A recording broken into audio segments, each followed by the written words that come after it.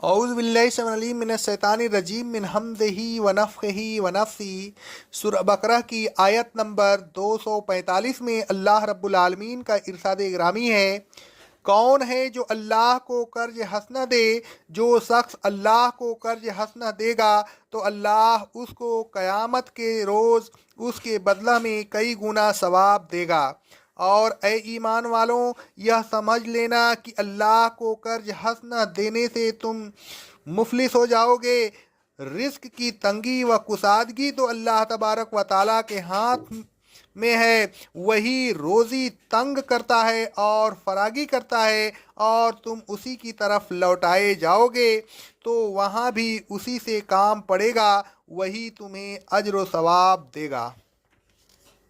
گزشتہ آیت میں اللہ تبارک و تعالیٰ نے قتال فی سبیل اللہ کا حکم دیا، کیونکہ قتال میں روپیہ کی بھی ضرورت ہوتی ہے، لہذا اس آیت میں اللہ تبارک و تعالیٰ نے فی سبیل اللہ روپیہ خرچ کرنے کی ترغیب دی۔ اللہ تبارک و تعالیٰ مومنین سے دنیا میں روپیہ طلب کرتا ہے اور آخرت میں اس کی ادائیگی کا وعدہ کرتا ہے۔ دنیا میں اللہ تبارک و تعالیٰ کی راہ میں خرچ کرنا گویا اللہ تبارک و تعالیٰ کو قرض دینا ہے۔ اللہ تبارک و تعالیٰ فرماتا ہے، من ذا الذی یقرض اللہ قرضا حسنا، کون ہے جو اللہ تبارک و تعالیٰ کو اچھا قرض دے، اچھی چیز اللہ تبارک و تعالیٰ کے راستہ میں خرچ کرے، خلوص اور نیک نیتی سے دے، ریا اور نام و نمود کو اس میں کوئی دخل نہ ہو، تو اللہ تبارک و تعالیٰ اس کو قیامت کے روز اس قرض کا کئی گنا ثواب عطا کرے گا۔ جو مال اللہ تبارک و تعالیٰ مومنین سے طلب کرتا ہے وہ در حقیقت اسی کا دیا ہوا ہے۔ اس چیز کو اللہ تبارک و تعالیٰ نے قرآن مجید میں بار بار دہرایا ہے۔ اللہ تبارک و تعالیٰ فرماتا ہے سورہ بقرہ کی آیت نمبر 3 میں، متقی وہ ہیں جو ہمارے دیے ہوئے مال میں سے ہماری راستہ میں خرچ کرتے ہیں۔ اللہ تبارک و تعالیٰ فرماتا ہے سورہ فاطر کی آیت نمبر 69 میں، جو لوگ اللہ کی کتاب کی تلاوت کرتے رہتے ہیں، نماز قائم کرتے ہیں اور جو کچھ ہم نے ان کو دیا ہے اس میں سے پوشیدہ طور پر اور اعلانیہ خرچ کرتے رہتے ہیں، وہ ایسی تجارت کے امیدوار ہیں جو کبھی ضائع نہیں ہوگی۔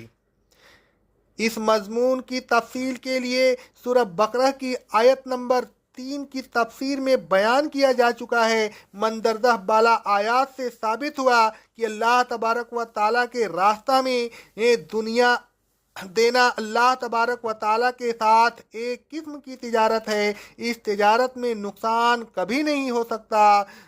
ذرا اصل منافع کے جو ذرا اصل کا کئی گنا قیامت کے دن واپس مل جائے گا۔ اللہ تبارک و تعالیٰ فرماتا ہے سورہ التوبہ کی آیت نمبر 111 میں، اللہ نے جنت کے بدلہ مومنین سے ان کی جانوں اور ان کے مالوں کو خرید لیا ہے۔ الغرض اللہ تبارک و تعالیٰ اپنے دیے ہوئے مال میں سے ہم سے قرض مانگ کر ہماری عزت افزائی فرما رہا ہے۔ یہ کتنی بڑی خوش نصیبی کی بات ہے کہ ہم اللہ تبارک و تعالیٰ ہی کے دیے ہوئے مال میں سے اسے قرض دیں اور پھر کئی گنا بدلہ اس سے وصول کریں۔ اللہ تبارک و تعالیٰ فرماتا ہے سورہ الحدید کی آیت نمبر 18 میں، اللہ کے راستہ میں خرچ کرنے والے مردوں اور عورتوں کی، یعنی ان لوگوں کو جو اللہ تبارک و تعالیٰ کو قرض حسنہ دیتے ہیں، کئی گنا ثواب اور باعزت اجر عطا کیا جائے گا۔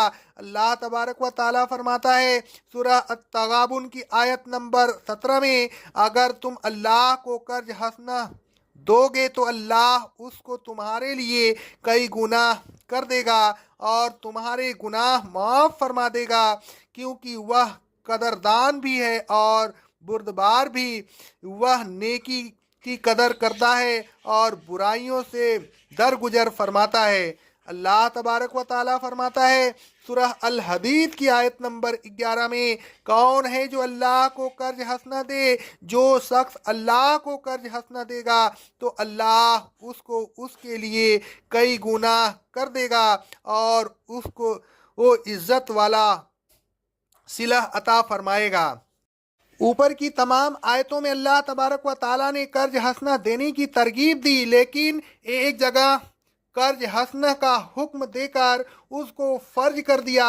اللہ تبارک و تعالیٰ فرماتا ہے سورہ الزمر کی آیت نمبر 20 میں، اے ایمان والوں، نماز کو قائم کرو، زکوٰۃ ادا کرتے رہو اور اللہ کو قرض حسنہ دیتے رہو۔ یہ قرض حسنہ جس کو اللہ تبارک و تعالیٰ نے فرض کر دیا، اس میں تمام مال فرائض شامل ہیں، مثلا زکوٰۃ الفطر، ماں باپ، اہل و عیال اور اقربا کے حقوق اور جہاد کے اخراجات وغیرہ وغیرہ۔ الغرض اللہ تبارک و تعالیٰ کو قرض حسنہ دینا تمام مومنین پر فرض ہے۔ اس قرض کا ثواب اللہ تبارک و تعالیٰ کے ہاں کئی گنا کر کے ملے گا۔ اقول قولی ھذا، استغفر اللہ استغفر اللہ استغفر اللہ۔